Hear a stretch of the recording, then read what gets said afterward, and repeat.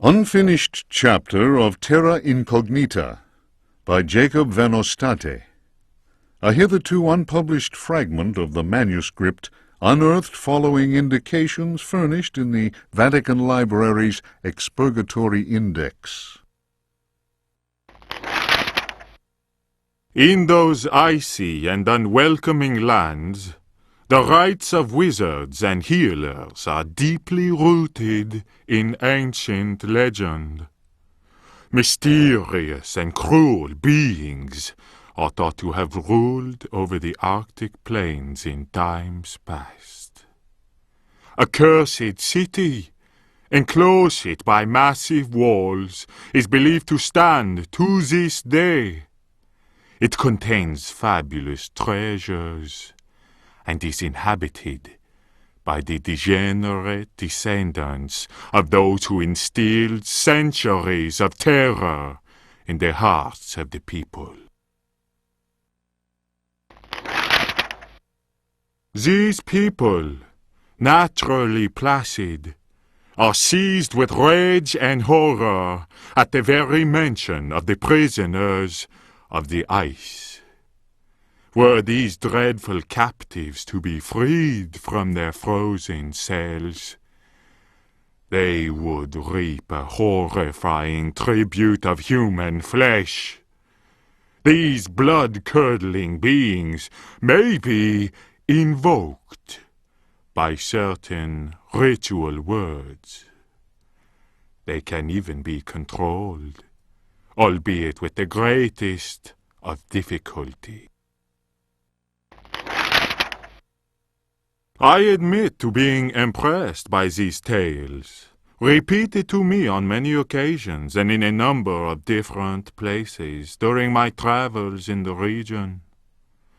I have also seen troubling cult objects, sculpted in a material unknown to me. Another remarkable fact is that local Eskimos experience great distaste in pronouncing certain words, and invariably avoid saying them. Here is a living example of the power that words contain.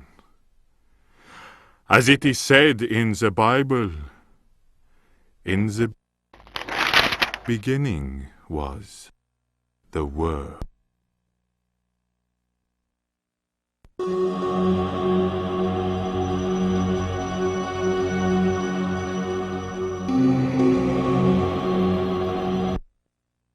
If Rocks Could Talk, or The Story of a Louisiana Plantation by the Marquise de Chamfray. After the criminal selling off of Florida by the foul usurper, my father elected to remain in this inhospitable land, where we were free at least to express our royalist feelings, and hope our country would come to its senses. In 1818, a certain Pickford bought up Ledoux's land, after the poor fellow had ruined himself in unfortunate speculation. Pickford soon turned out to be the most loathsome human we had ever encountered. He was an adventurer of the worst kind, nouveau riche, and bloated with a grotesque sense of self-importance. First came the incessant army of men with shovels, digging into the mountain of earth that was to fill in the surrounding swamp. The undertaking was quite stupendous. We learned from a slave that the final objective was to connect the existing caves with another one of gigantic proportions. Racked by a mania of persecution, Elia Pickford constantly fired his workers and hired new ones. He did all he could to keep anyone from learning about his plans. My father was amused and said, "The poor fool will end up getting lost in his own cave." The walls went up, and tongues started wagging. Our detestable neighbor had been a sailor, a ruffian grown rich on questionable trade. Distasteful stories were told of him.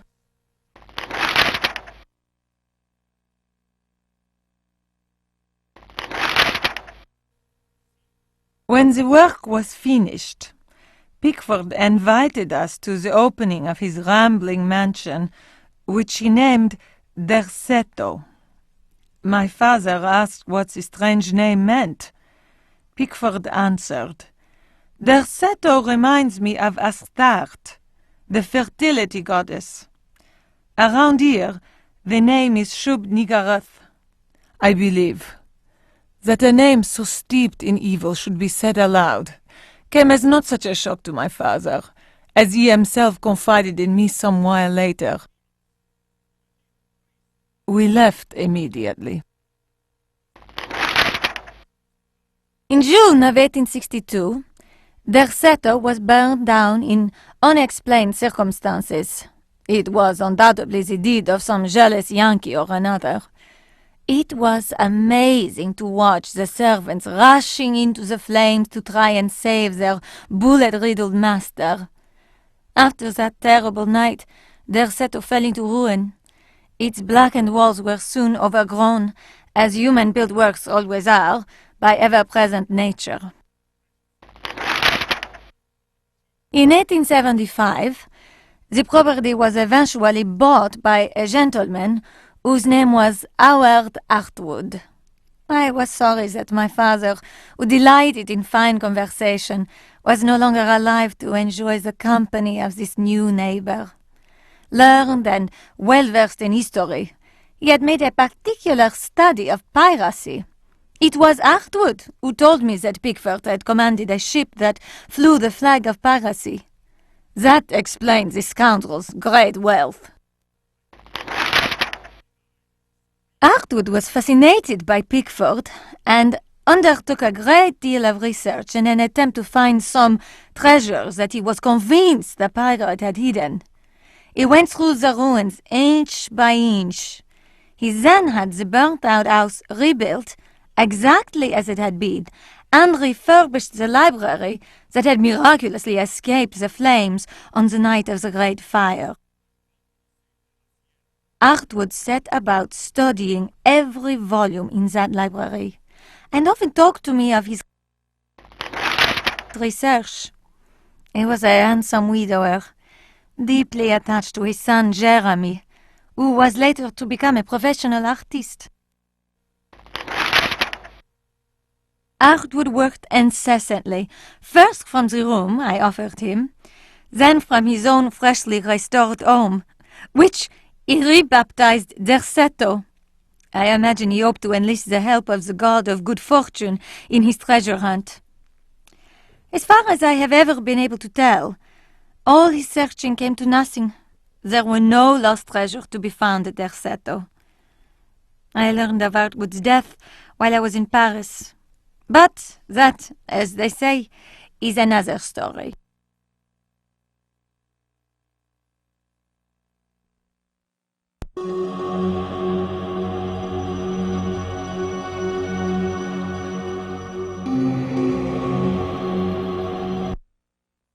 Juan Luis Jorge, De Biblioteca, Reflections on the Power of the Verb in Certain Texts.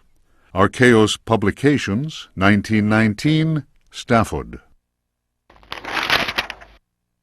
Translation does not alter the occult power contained within such forbidden texts.